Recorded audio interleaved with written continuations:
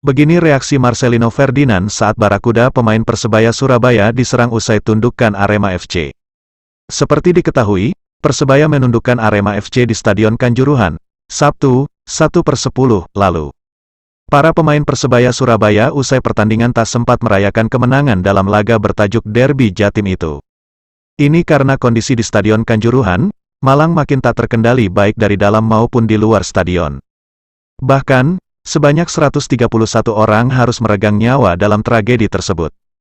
Di sisi lain, kondisi mencekam pun dihadapi para pemain Persebaya usai pertandingan.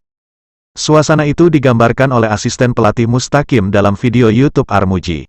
Saat para pemain Persebaya sudah berada di dalam mobil rantis Barakuda, segala hal dilemparkan ke arah mereka. Mulai dari batu hingga benda keras lainnya. Tak cuma itu, para pemain bajul ijo juga tak bisa bergerak atau terjebak selama 1-2 jam di area stadion. Jalan satu-satunya keluar itu yang ditutup sama Aremania, selebihnya di sana sudah dibakar-bakar. Apa saja dilempari, rantis tak bisa jalan sehingga para pemain pun pasrah.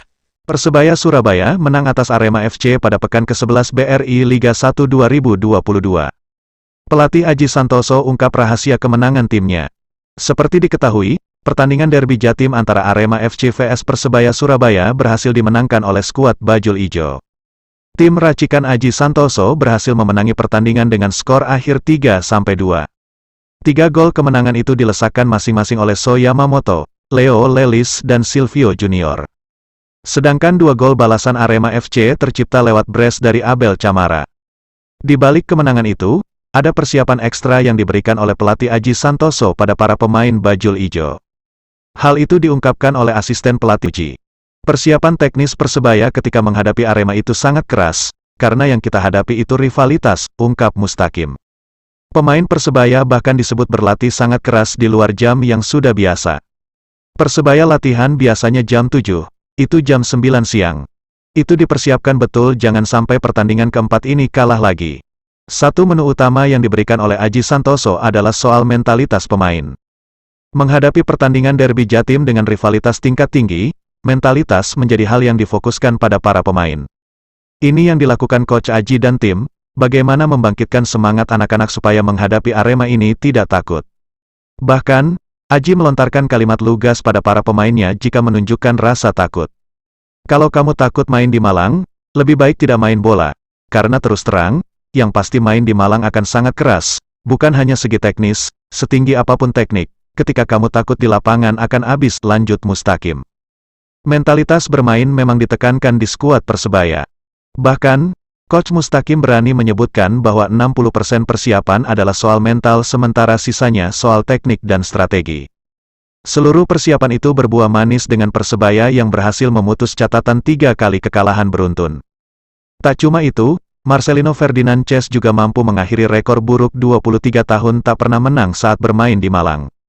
Dengan tambahan 3 poin, Persebaya kini bertengger di posisi ke-10. Sementara Arema FC berada di posisi ke-9 dengan 14 poin.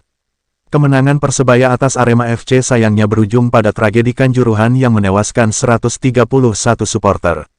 Imbas dari tragedi Kanjuruhan tersebut, semua pertandingan Liga 1 2022 masih harus ditunda.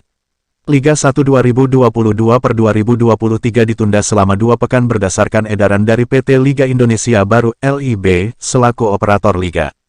Polri terus mengusut peristiwa tragedi Kanjuruhan yang menelan 131 orang meninggal dunia dan ratusan luka-luka. Polisi tidak hanya mengusut kejadian di dalam Stadion Kanjuruhan, tapi juga di luar stadion milik Pemkab Malang juga ikut diusut. Kepala Divisi Hubungan Masyarakat, Kadif Humas Polri, Irjen Dedi Prasetyo menerangkan, pihaknya terus mengusut peristiwa tragedi Kanjuruhan, termasuk kejadian di luar Stadion Kanjuruhan, di mana massa melakukan pengerusakan dan pelemparan ke mobil yang ditumpang pemain dan ofisial Persebaya. Dedi menyebut pelemparan batu itu terjadi saat polisi sedang mengevakuasi pemain dan ofisial Persebaya usai laga Arema FC vs Persebaya. Proses evakuasi pemain dan ofisial Persebaya, sebut Dedi